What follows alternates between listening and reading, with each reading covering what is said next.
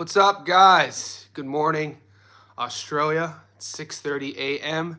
This is Johnny. It seems like we were just talking to each other. If you guys tuned in last night, which would have been, I cut the stream off at 10 p.m., so it would have been about 8.5 hours ago. We live streamed the Liam Paro card from Cairns, Australia. We hit on all of our bets. Some of you guys hit on the prop. Some of you guys missed in terms of like method of victories. I hit both. Working on a long parlay, working towards the weekend. To recap quickly, and then we can turn the page and move forward. Because like I always talk about, even with our wins and with our losses, just keep it moving forward, right? We don't want to linger too long in what happened in the past. There's so much to focus on in the moment and in the future. Little metaphor for you. Philosophy, early morning. But from the start, we jumped off to a hot start. Vegas Larfield won. I know a lot of us put him on the parlay. Kira Rustin, very good looking so far. Domestic level light heavyweight from Australia. 7-0, 7 stoppages. Liam Wilson got the victory, but he wasn't impressive. So a lot of us won on that fight. I got to be honest, hats go off to Ayrton Jimenez. He was better than I thought he would be. He was faster than I thought he would be. He just didn't quite turn the volume up enough in the pocket.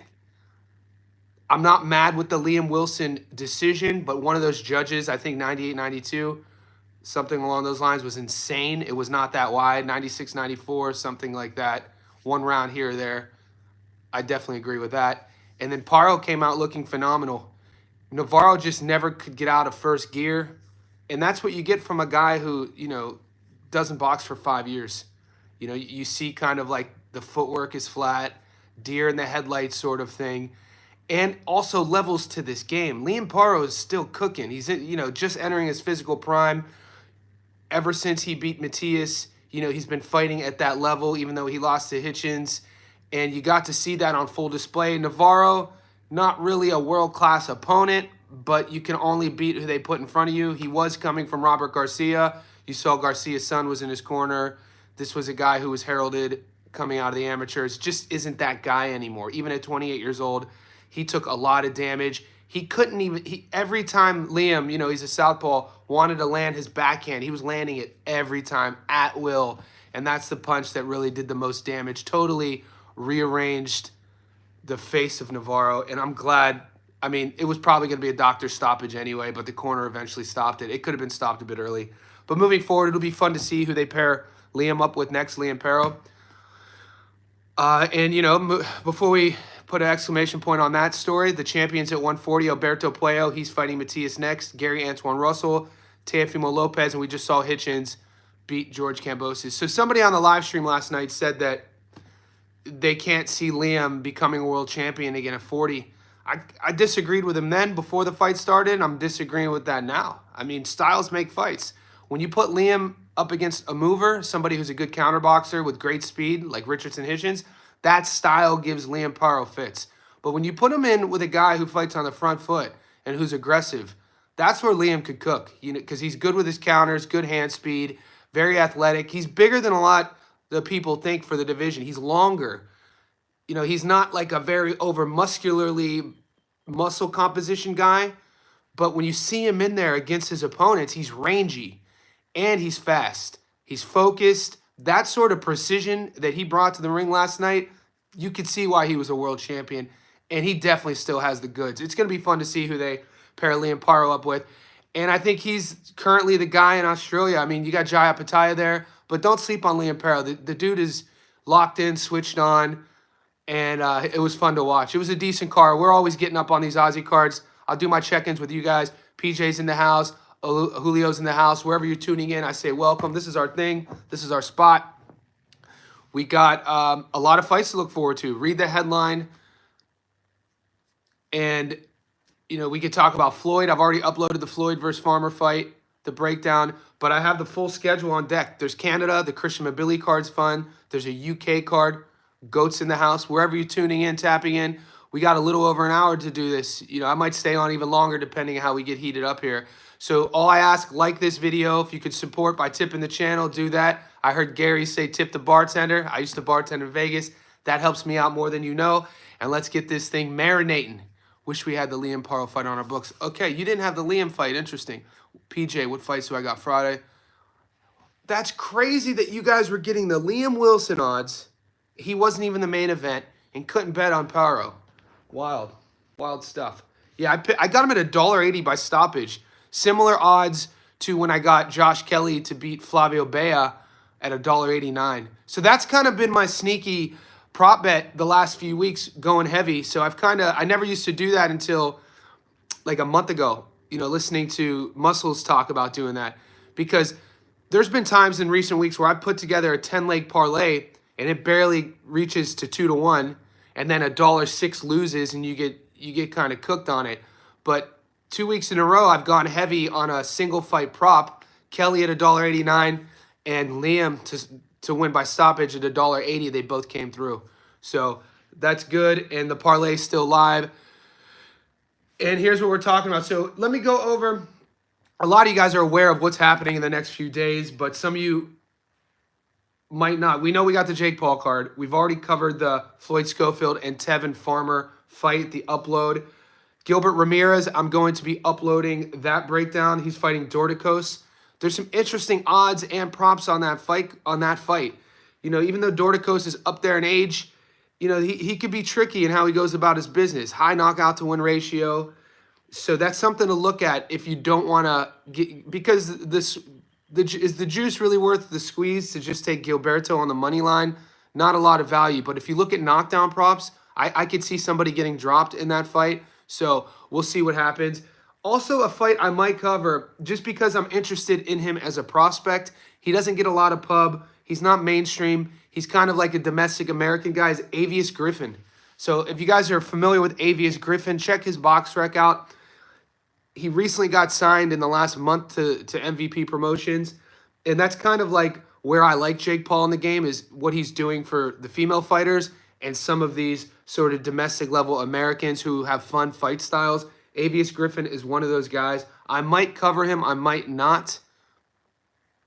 And then, after that Anaheim card with Jake Paul, John Pascal versus Sislak, a lot of you guys have been asking me about that. But the fight card itself has a lot of fun fights on it.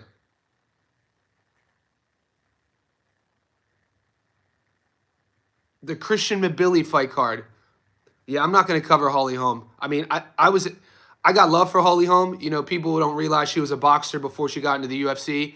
And I was actually in like the 8th row, UFC 293 in Melbourne, Australia in 2015 when she head kick knocked out Ronda Rousey. I was at that fight, UFC 293. So I got love for Holly Holm. I'm not going to cover it. I'm not going to have time to gamble on it. Muscle Brown in the house. Muscle, we hit our stoppage prop last night. I picked Liam at $1.80 to win by stoppage. I thought that was great value considering the stylistic matchup.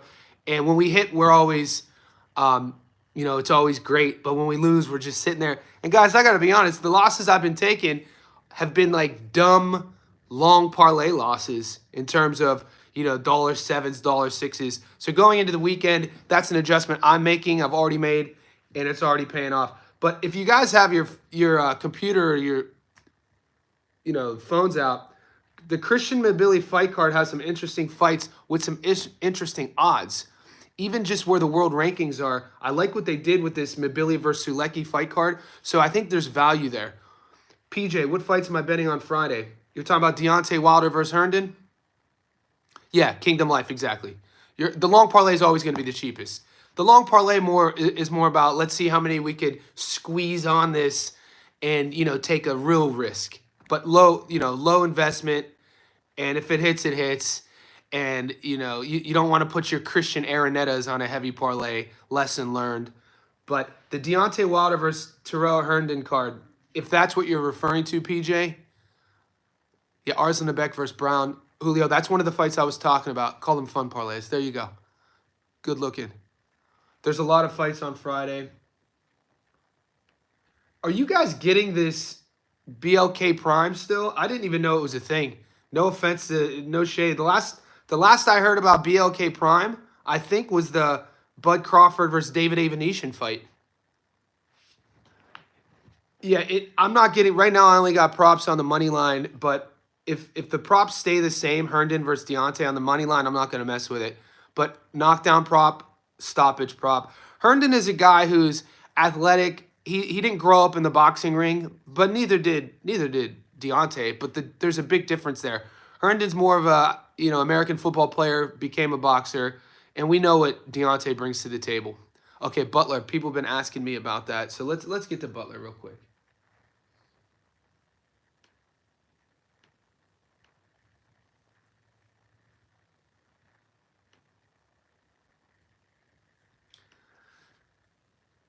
He's scared to throw a punch.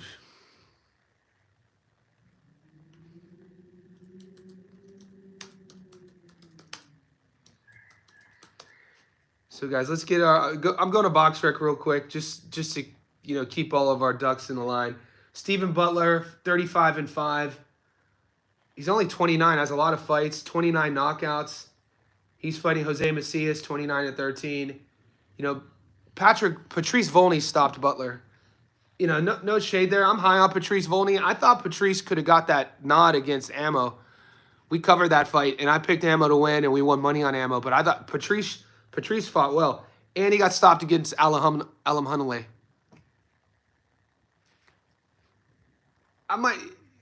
Guys, this is one of those fights, I got to be honest with you, talking about the Stephen Butler fight. This is one of those fights where I think the odds makers sort of bait us into betting on it. I mean, I could give you my opinion on it. I don't think I'm going to put money on the Stephen Butler fight. What are the odds right now? Like it's one of those fights that they throw on a fight card that, who would I pick? Let's see what those odds are right now.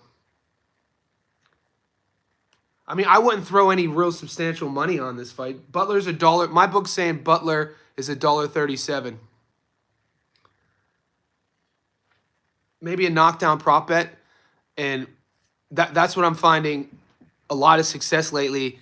If I'm not sort of comfortable putting money on, domestic level guys, then I go to the prop bet and then see if there's options to do a knockdown prop. Is your book offering Avius Griffin for sure. And More the Prince. I brought this guy up earlier at the beginning of the live stream. I think I might cover that fight. Avius Griffin is a fun kind of guy. His style, and I like that Jake Paul gave him a contract. I'll add Butler to the $5 parlay. It makes sense. Along with Kingdom Life, along with baseball. Yes, give us your opinion. Yeah, but I mean, it's going to end in stoppage. That fight's going to end in stoppage, the Stephen Butler fight. Just whatever odds you could sauce up if you want to take Butler by stoppage, the fight not to go the distance, or a knockdown prop, that's on you guys. You think Rodriguez is going to beat Avius Griffin. It's a fun fight. I haven't talked about Mabilly. Give me 1 second. Yeah, we got the rapid fire coming in. Guys, wherever you're tuning into this, let's like this video. If you haven't subscribed yet, make sure you do that. And let's keep this live stream going. I'm going to go live again one more time today, and I'm uploading my Christian Mabilly versus Sulecki breakdown in a few hours, so stay tuned.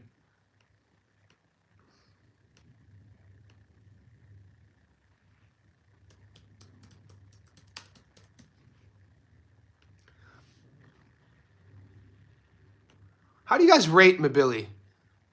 Personally, him as a fighter, in terms of, he's only 30 years old. Do you guys put him up there? I mean, 28-0, 23 knockouts. Is he a guy that could carry that division? Because he's been wanting, obviously, we know the fight he's been wanting. Sulecki, 33-3. Mabilly, won a decision against Derevyanchenko. Rohan Murdoch's stoppage in the 6th. I mean, he's an Aussie. Desmond Nicholson stopped him in the 4th. His Von Alexander. Yeah, Pacheco's still young too. I like Pacheco. Bradley Rea, Pittens. Mar the Prince. That's the fight that's going on in Great Britain, right? I'll get there in a second. We're talking about Mabilly. Yeah, maybe it's the division, so you can't always use strength of schedule as a narrative to kind of make a statement about where a guy is in their career. That's what I'm not sold on Mabilly. I'm not sold on Mabilly. I'm not saying in this fight. He beats Sulecki. But, ranked number 2 in the world at 168. The rankings set. I don't think Mabilly beats. I mean, does he beat Jamal? I don't know. There's some guys at 168 that I don't even know I would favor Mabilly over. Yeah, in this fight he stops Stilecki, but I'm talking about holding the throne after Canelo moves on. Because BoxRec, their algorithm, you can make whatever you want of it. Canelo 1, Mabilly 2, Jamal 3, Munguia 4, Shiraz 5, Iglesias 6, Pacheco 7, Sergio 8, Berlanga 9, Callum Simpson 10. Lester Martinez is a guy doesn't really get a lot of love. Lester Martinez is a sleeper in that division. I want to see him get a big fight. No one really says his name too much. Lester's 19-0 with 16 knockouts. Lester Martinez reps Guatemala, but he trains with Bud. This is a guy that Bomac coaches, and not many people are putting their hand up to fight Lester Martinez. I mean, he's not. I would take Lester Martinez. I would like to see Martinez versus Mabilly. Who would you take in that fight? All right, Martinez has a fight coming up in 2 weeks against Pierre de Bombe. That's in Fresno, California. Interesting. That's a guy to keep a name on. That's a name to keep an eye on, is Lester Martinez. I've seen him fight before. He stopped Joshawn James, and that's a guy who stopped another fighter we covered, French boxers. Yeah. So, back to the schedule. Cameroon, French, bit different. Yeah, the Cameroon French is a bit different than just a French fighter like Bruno. Bruno Sarase is a French fighter. The guy who fought Munguia twice. Little different from the Cameroon French fighters. And Gamasenge, we covered Ngamasenge. I'm pretty sure Ngamasenge was French Cameroon. He's the guy who got stopped, went in undefeated, and then Alam Hanalei stopped him. Prediction on Pascal. Lloyd, I don't know if I'm going to... It's tough for me because I'm only a one-man show, and I got so many fights to cover. For me to devote a whole video to John Pascal, mate, Pascal fought B-Hop in 2008. Yeah, I agree, Jay. My issue with covering fights like the John Pascal fight is it doesn't excite me to put my time and energy. I'll give you my prediction on the fight, but to actually do one of my edited, produced breakdown videos, it doesn't excite me. I'm just being honest with you. There's so many other fights to cover. I'm editing the Christian Mabilly fight. Yeah, Thomas, I talked about that in my breakdown. That Schofield did say that. I am Mar the Prince. Yep. I'm going to post my MMA. A lot of good fights coming up in MMA.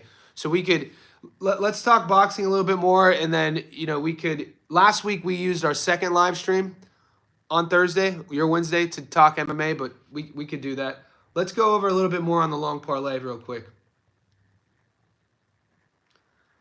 Like Stephen Butler, you guys have been asking me. Oh, thanks, man. So, just heads the Pascal fight. Yeah, I mean, Stephen Butler is going to beat Macias. Makhmudov versus Ricardo Brown. That's a good fight. There's good odds there. Somebody asked me about the Makhmudov versus Ricardo Brown fight. Good odds there, whatever way you're leaning. It's not quite a 50-50. I think Mabilly's going to stop Sulecki. If you get, obviously, stoppage props for Deontay Wilder, we know how that's going to go. Hand History Vault says, don't trust Pascal. Same. A 42-year-old John Pascal is not going on my parlay. I'm not doing a prediction video on John Pascal. Tomas, I had no idea I could bet using crypto. You can do anything using crypto. I don't know about you guys, but my sports book has opened up so many fights now. Avius Griffin. This is a guy I brought up earlier.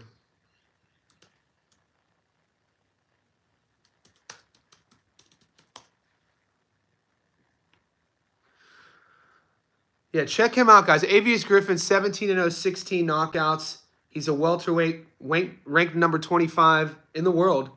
Jake Paul just gave him a contract to fight on this undercard of Paul versus Chavez Jr.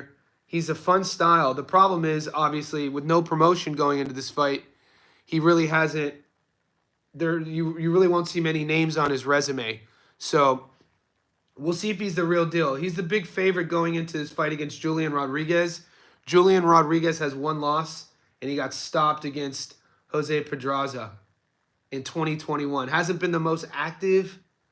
I think Avius Griffin stops him. So if you could get a prop bet, a method of victory bet, it's kind of a sort of, I don't want to say peculiar fight, but it's not a popular fight. It's on the undercard of Paul versus Chavez Jr. But he's a fighter, like I said, domestically that in the gyms people have brought up. I've heard his name being passed around over the last year or so. 17-0, 16 stoppages. Avius Griffin. He's fighting a guy named Macias or Julian Rodriguez. He's a $1.37 favorite.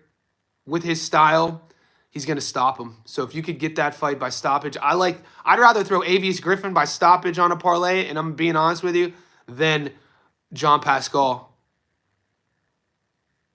There you go. Mar the Prince, exactly. You're not high on Griffin. Okay. So we just named two guys that a lot of people in the mainstream aren't even aware of that not only are fighting, have upcoming fights, but have a lot of potential. Lester Hernandez, the Guatemalan fighter, undefeated at 168. Nobody's calling his name out. He's a Bomac fighter, and Avius Griffin, a Bomac fighter.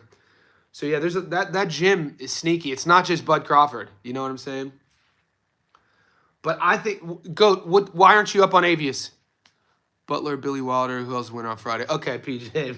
I love PJ's persistence. Who else is winning on Friday?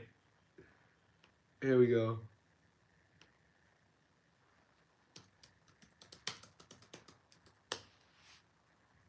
Building that long parlay up.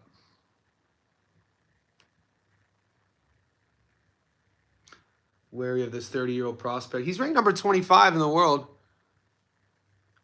Yeah, the Zerto fight's going to be fun. Dorticos is going to be there, guys. Even though Dorticos is up there in age, I'm not saying I'm going to pick Dorticos or, like, in my prediction video, tell the bettors, tell the gamblers to bet on him. But I'm also not saying I might sprinkle something on Dorticos or because the odds. Not take it too seriously. Like every weekend, I'll sprinkle something on an underdog that goes against the grain. But there's something there with value. To answer your question, I'm a big fan of Xander Zayas. He's very young. I like he's fighting Chino Garcia.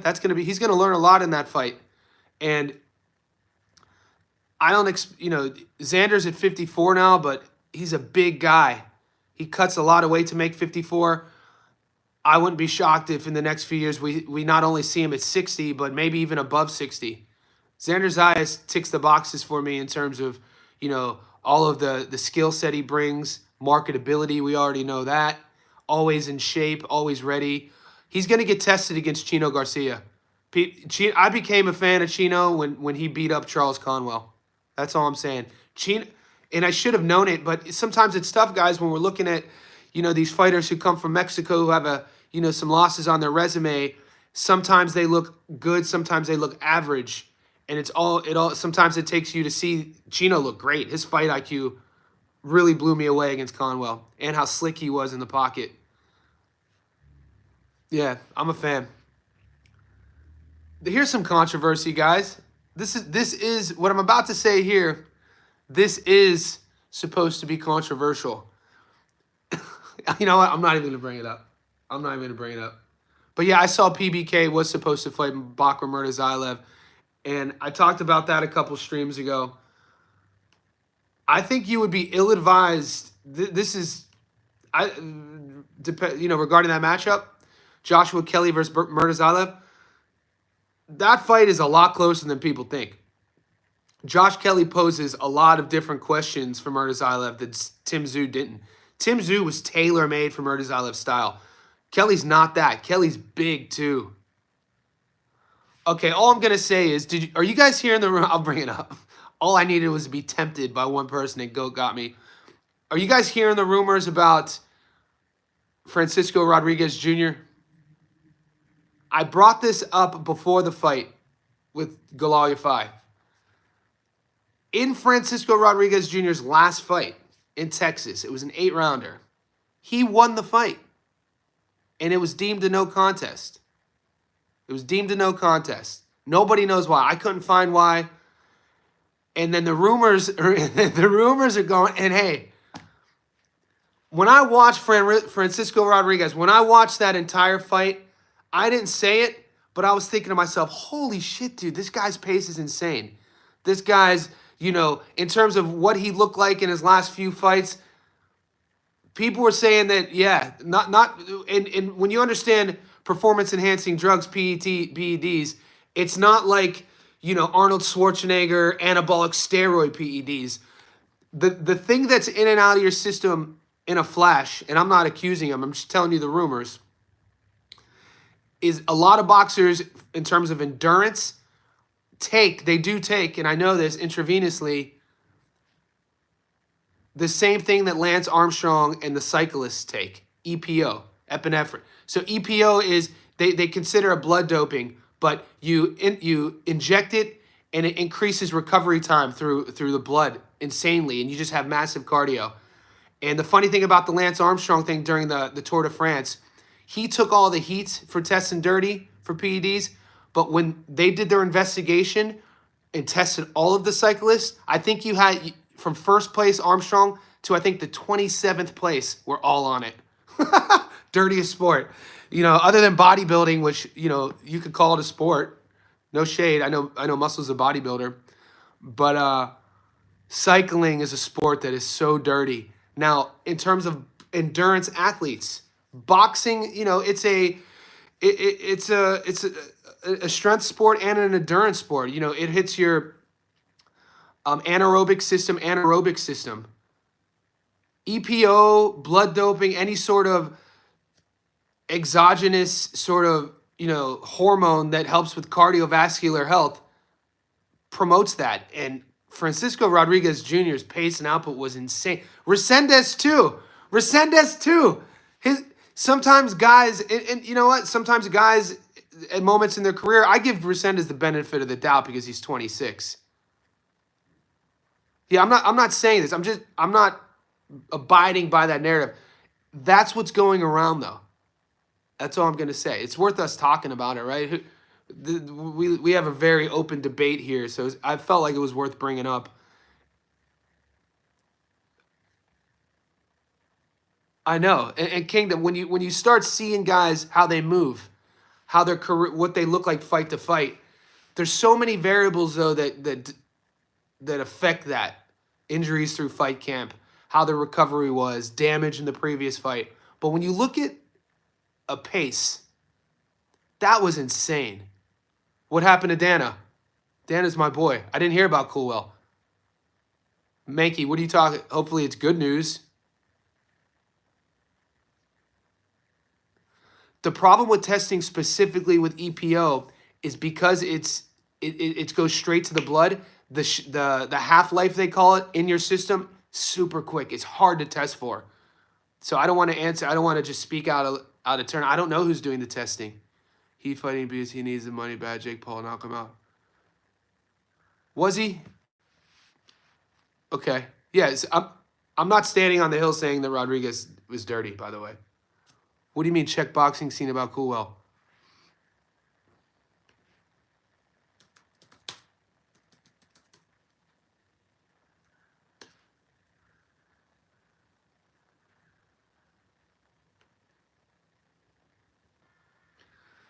That's insane.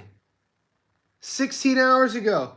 Dana Coowell suspended 18 months for positive drug test, April 5th defeat. That's my guy, too. That's insane. Before we jump to conclusions, let's read this real quick. Dana's a guy I've interviewed on my channel. He has a lot of love from Australia. He had 2 tough losses. He fought Chop Chop and Shushu. Dana Coowell's U.S. adventure resulted in back-to-back defeats and now lengthy suspension for a positive drug test. The 26-year-old Australian featherweight was issued 18-month ban following drug testing results surrounding his defeat to Chop Chop, nicknamed for the wrong reasons, when the presence of a banned anabolic agent, oxymethylone. Okay, oxymethylone, though. The 18-month is backdated fight night is banned from fighting in the U.S. until October 4th. Okay. Has he given a statement? Oxy was as an anabolic steroid in 2004 is on the anti-doping list, both in and out of competition. Muscle strength, fat-free mass, a substance FDA approved only as prescription. Anemia, though less common due to damaging side effects. Pro Journey. Yeah, I'm interested. We'll see how that plays out because oxymethylone, you could get it as a prescription. I'd be shocked. I'd be shocked if that was done with intent. But like we got a side on the air of caution. It's insane. What's your parlays for Friday? Yeah, I'm gonna post them, PJ. It's funny how the lesser known guys get. Isn't that crazy? Yeah, it's crazy. And the headline suspended already, but when Jaime Munguia popped the first test, it didn't say suspend. They didn't even use the word suspension. Have they even used the word suspension yet? And his B sample came back positive. Coowell didn't even get a B sample yet. Yeah, Nate, they're all on steroids, bro. That it's a dangerous statement to say, but when you're looking at competitive advantages in a blood sport, and then camp to camp, there's a lot of bad fight camps out there. Not every coach is a good coach. Not every fight camp has the best interest of their guys at heart. So that's something to think about. I always side on the caution of fairness, though. And like I said on my live stream last night, I'm the naive one. But coming from an athletic background, being a coach, I'd like to think that this Dana Coowell thing is going to get figured out. It's funny how the media, those spins narratives, suspended 18 months. What did they write about Jaime Munguia? And I'm a Munguia guy. They haven't even overturned it. Exactly. Or, countless fighters who pop. What's the upset for Friday and Saturday? I mean, if you're looking for an upset, if you're looking to sprinkle something on it, there's Shakan Pitters is a slight underdog against Rhea. You can sprinkle a little bit there. The Arslan fight, Makhmudov's fighting Ricardo Brown. That's going to be a close fight than the odds are saying.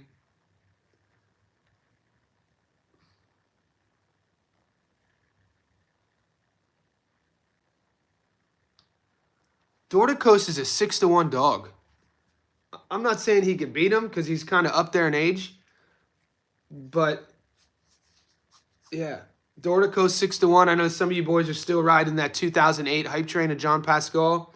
He's a 3-1. Yeah, so there's money out there on the table. Rest in peace, Haney. Yeah, I see that some of the American boxing sites are trying to promote this Haney versus Brian Norman Jr. fight. I don't think they take that fight. I gotta be honest with you. I don't think Haney's camp takes that fight. It gets them clicks right now. We're talking about it. Some of these clickbait YouTube sites are gonna talk about it. They're gonna get hyped. That's not a 50-50 fight. I disagree. And I'm not throwing shade on Tevin Haney. That's not a 50-50 fight. It isn't. Before Ryan, it might have been. Before all of that fiasco happened with him, I think it might have been. I think I would have even leaned towards Devin. But I don't think now. There's no way. Because the thing you have to... Brian Norman Jr. isn't just a guy who could punch. Brian Norman Jr. has feet. He has hand speed. He could counter. It's not what you think. I'd be shocked if Haney's camp takes that. If anything, maybe Haney fights Stanionis. If Haney wants to go to 47, there's no way Haney walks right in. That'd be dumb for him. The Boxing Voice. This is another. I just heard about the Boxing Voice this weekend. The guy who does that live stream, he didn't even know who Francisco Rodriguez was. He admitted one of his callers asked him about Galal Yafai. He just straight up said, "I never heard of him." I'm like, dude, this is a multi-division world champion who's fought everybody. So I'm not saying I judge that guy because he has, a huge following, but for him to breaking news, I'm not going to listen to that dude. Yeah, he's not taking that fight, mate. Like I said, if anything, if Haney wants to see what 47 feels like, I think Stanionis beats him at 47. Just because Stanionis, for somebody to be not a fan of the smaller weight class is an insane statement, by the way. Like, he doesn't tell me he doesn't confess that. Who's Ness? Yeah, I don't know that, but if he's the guy who hosts the channel, yeah, then that's not a boxing site I mess with. I'm not a fan of smaller fighters. What are you talking about, dude? It's boxing. I did admit Francisco Rodriguez is a beast. I only brought that up because that's what people were saying. It's weird how people throw away Stanionis because Boots beat him the way he did.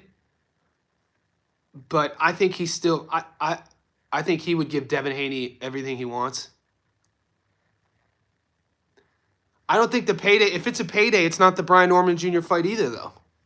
If that's going to be your reasoning for Devin to fight Norman Jr., the payday, that's not the fight. Norman Jr. is still kind of, you know, building his name into, especially domestically. You know, traveling is you know, part of getting the money. At 24 years old, if Devin wants to fight him, you probably got to get him now, though. Okay, AJ, good looking on that. The research costs $10K. Are they really testing for it? Probably not. Polanco, a better test. Polanco gives him fits. He and I'm not saying anything against Haney's bag, but his skill set. You know what I didn't realize about Haney? Sometimes we don't see flaws, and this is the beautiful part about our sport. What they always say, you don't know until you know. So Devin short arms everything in how he punches. I brought this up in a video a while ago, but he does it, and it's maybe his things. He doesn't like getting hit. And you can say what you want about that. He's skilled, he's fast, good timing, you know, athletically gifted, but he doesn't like getting hit. And in boxing, when it's boxing, part of part of the sport is getting hit. And so when he punches, you can see when is the last time we saw, I mean, he did it against George a bit, and I don't know, man. And I cheer for Devin Haney. So I'm not a hater. I'm not hating on him. But, you know, sitting down and throwing shots and taking one to counter, like, Norman does all that really well. Norman's quick, too. He could jab, he could punch. That's a terrible matchup. I hate using the younger generation's phrase, but that might just be all about clout because Norman's hype right now, especially what he did to Sasaki, having a belt. Maybe you just throw his name up like that. He did, Mark, and I didn't want to believe it until, you know, we covered the Jose Ramirez fight. And, you know, to see obviously Garcia's, you know, cashing out Ramirez for what it's worth. Ramirez is I hate using the word shot. But Ramirez is not the Ramirez who was a world champion. And for Devin to be that weary, you could see the stress in his style. He would get eaten alive against this version of Brian Norman. And that's not even, I would tell that to his face. And I wouldn't even be saying it to make fun of him.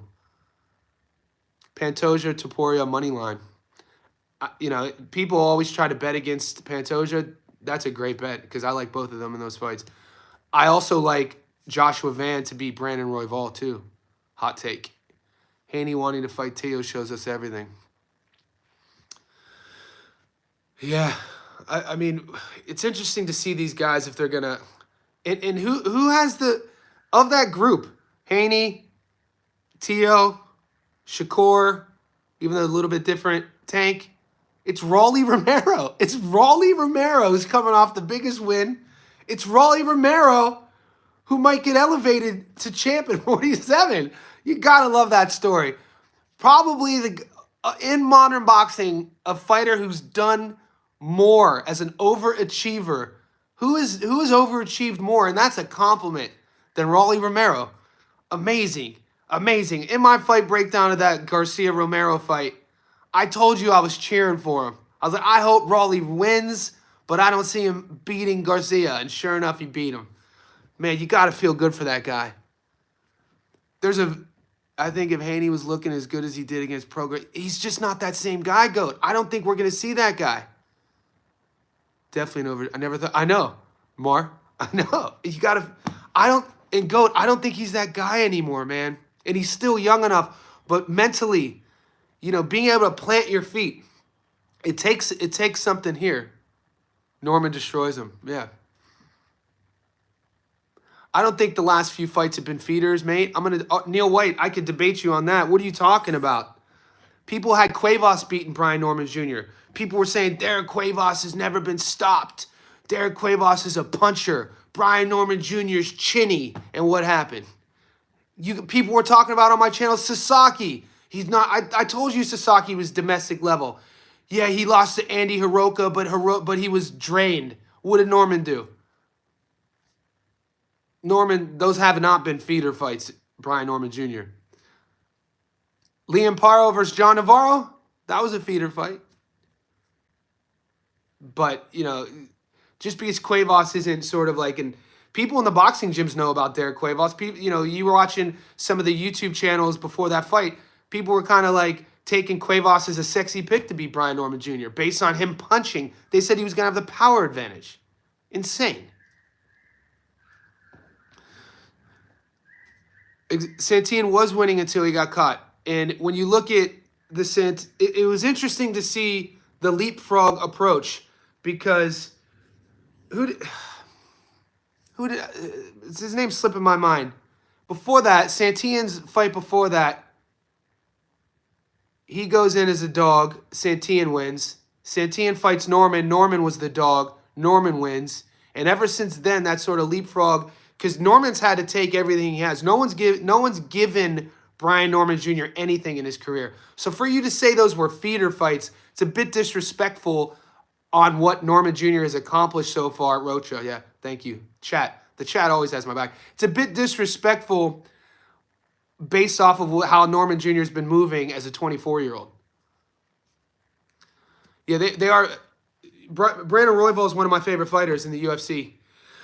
But Joshua Van's, he's more active. He's coming off that stoppage victory. We won a lot of money on him. He fought a really tough guy. His boxing's through the roof. Royval is going to fight Van exactly where he wants to fight him. Royval, and Van could grapple good enough, and his wrestling, his takedown defense is good enough. I think he's a sharper striker than Royval. Royval, I think, is in his early 30s now, been stopped a couple times. He's tricky. He's longer. He's lanky. But in terms of Van's boxing and, you know, where he's at in his career, being so young, high-level experience, just fought, what, 3 weeks ago? I like Josh Van in that matchup. He put his hand up for a reason. You want Paro to move up to 47.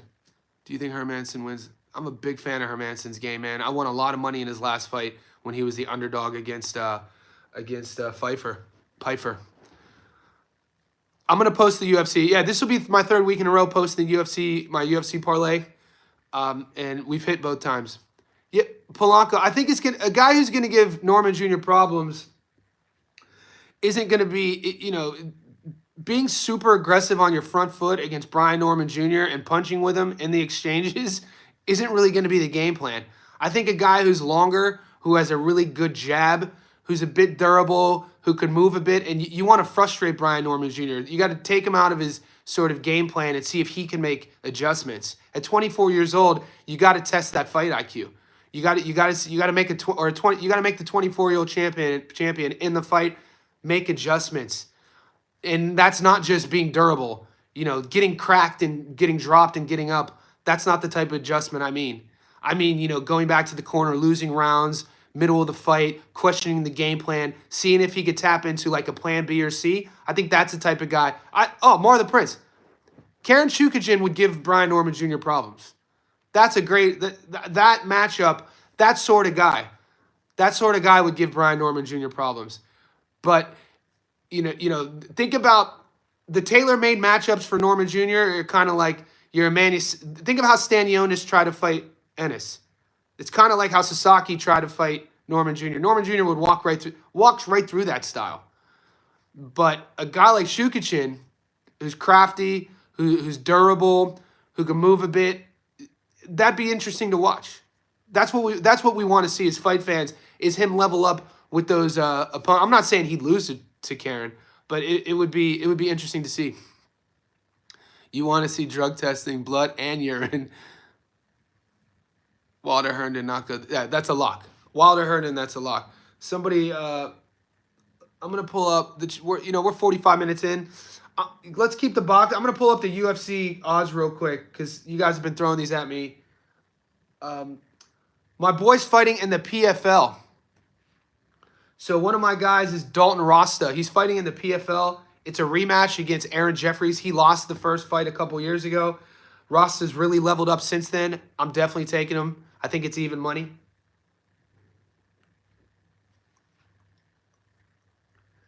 Nico Price versus Jacoby Smith. 10-1 dog. That might be worth something sprinkling. We'll see next fight about Norman. Look, Norman's going to have his detractors. This is the mindset of the sort of zeitgeist of the boxing world, right? Whenever people are either going to love how he's going about his business, the fight fans are even going to, love how he's going to go about his business. He's going to get casuals. The more he goes viral, there's going to be those casuals who are going to glaze him no matter what. And then guys are going to hate on him because, and these are all good. This is all healthy. The hate is actually good because, it takes, the longer you're in the fight game, you got to prove it to me. You know what I mean? Like, a fighter has to prove it to you for you to be sold on, are they who they really think they are? It's my whole narrative with Floyd Schofield. I do not think Floyd Schofield is who he thinks he is. He has to prove it to me. I think Brian Norman Jr. is who he is. He's proved it to me. So that's my whole thing. Hopefully that makes sense. Guys, Terrence McKinney's fighting versus Boris Klaus. That's a fun fight. Slava Klaus. They were missing Big Robert. Yeah, I mean, he's not... Are you talking about Navarro? I mean, I don't see... If that's who can't win on the cards, robbery. Schofield can't win. Are you saying Farmer can't win on the cards? Because everything I'm hearing in History Vault, people are expecting Schofield to get a decision no matter what because the A side. I don't agree with that. PJ. I don't agree just because Schofield's the A side, he's going to get, even if he loses every round, he's going to get the nod. I don't know. Yeah, Jesus. I'm on that side. So Schofield can't win on. Why am I here? Hey, chat, are you guys agreeing with History Vault? He's saying that Schofield can't win on the cards. I'm seeing a lot of people disagree because a lot of people, based on Farmer getting kind of clipped, with close decisions, they're saying that no matter what, Schofield's going to get the nod based on, the Golden Boy promotions, 22, the marketability. But, I picked Tevin to... I think it's a masterclass. I think he outboxes him. The Farmer... Yeah, okay, same. Tevin almost got second. I mean, Schofield's going to be knocked down. Macias by now. Here we go. You guys are flowing now. Jesus, because... The big fight was for Jonathan, but, there's a lot of fighters in that fight camp, and the flight to Australia is brutal. Guys, 48 minutes in. Let's like this video. We're floating between 50 and 65 people on the live. 22 you guys have liked it, so hopefully a lot of you are unaware that you haven't hit the thumbs up. I got to tell you guys all the time. Clean your room. But, Hermansson's an underdog against RoboCop. That's an interesting matchup. All right, guys, let me give PJ a minute here. PJ is a loyal subscriber. Boxing heads, be patient. I'm going to give PJ 1 minute for the UFC rundown, and then I'll post these because there's a lot of 50-50 fights. Janata Denise, money line. I would go the McKinney versus Borshev fight, not to go the distance.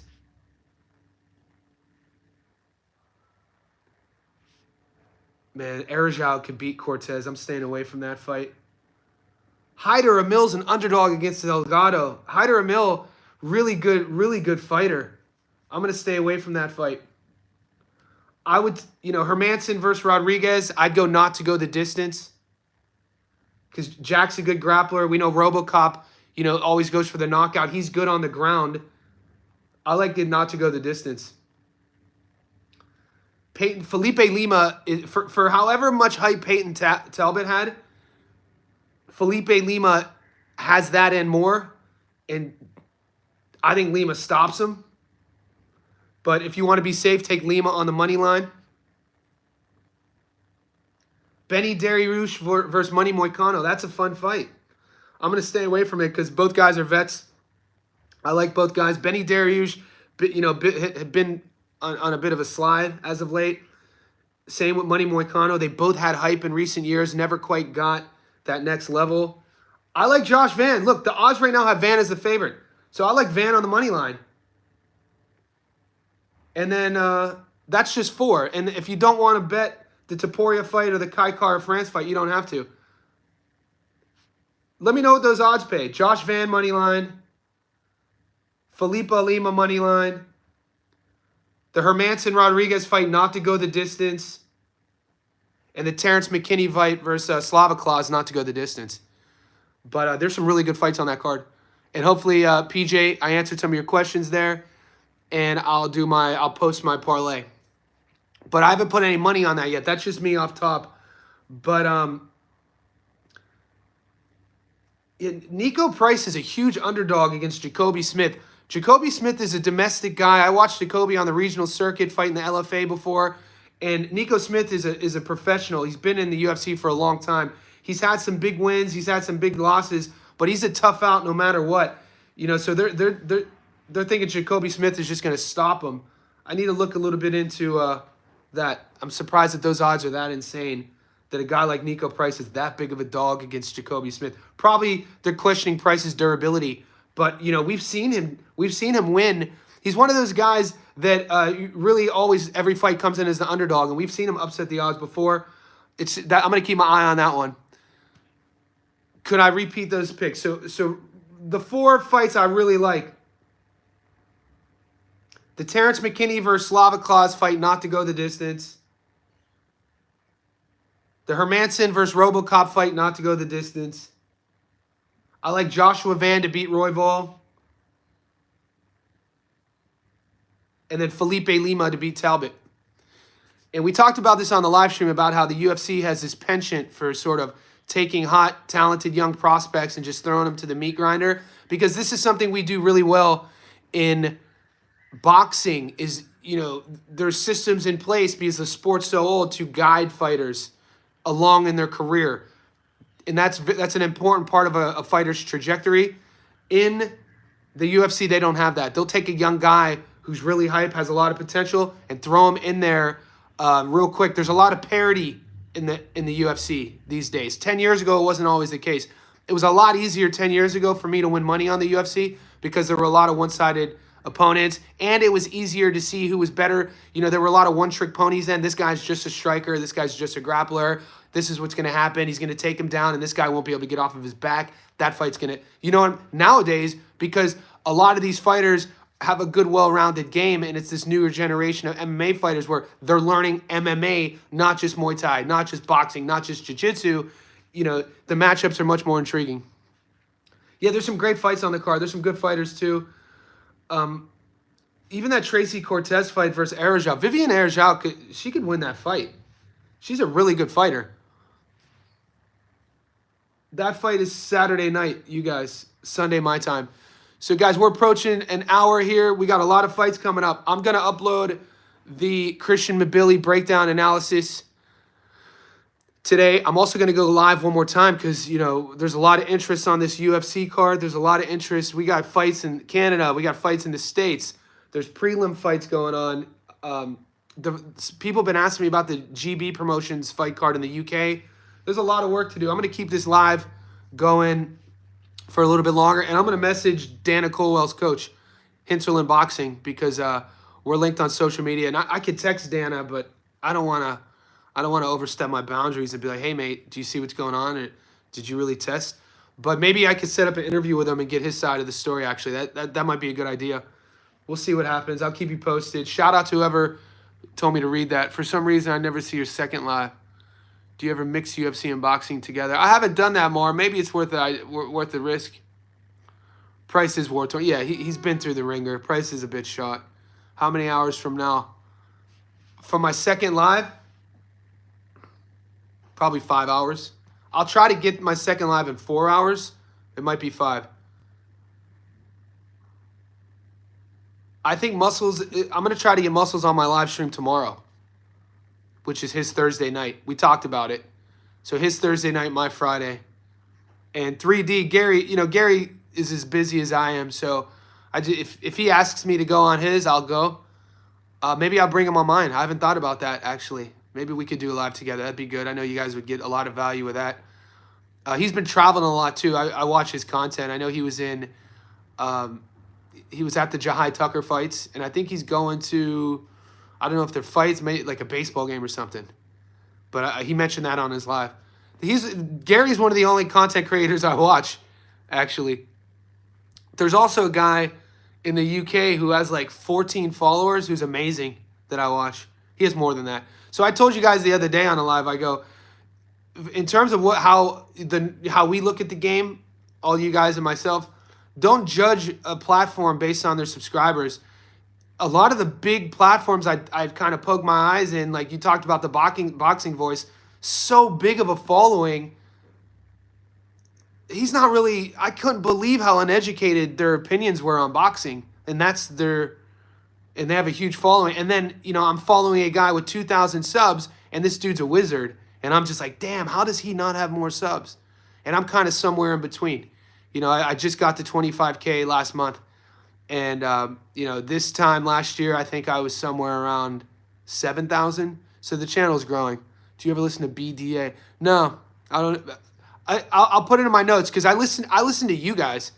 All of the low-key channels I listen to, you guys put me onto.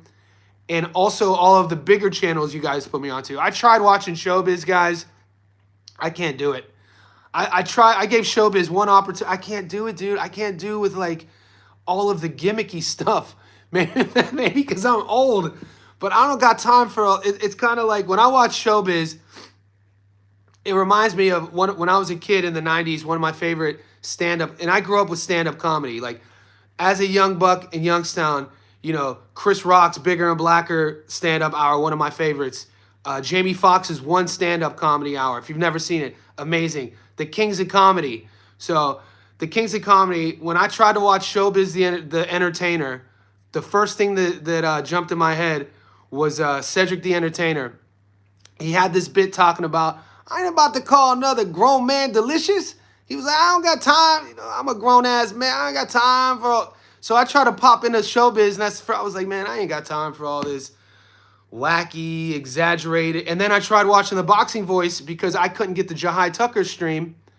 And I'm trying to watch the Boxing Voice, and these dudes don't even know who Francisco Rodriguez Jr. is. The dude couldn't even pronounce Nonito Donaire's name. And I'm like, what the... This is a channel with 300,000 subs, dude. You have 1,000 people watching your live, and you're admitting that you don't know who Francisco Rodriguez is. It's insane. So, anyway, when you guys give me... So, 3D... Did you say blue... I missed who you said. We're approaching an hour. I got to get something to eat. I haven't eaten anything. It's 7:30 a.m. my time. I got to get to work, guys. This is my work.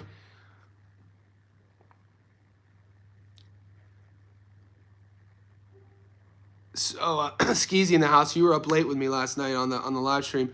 Wherever you are, whenever you catch us, like this video. If you haven't already subscribed, please do that for me. I'm going to be uploading the Mabilly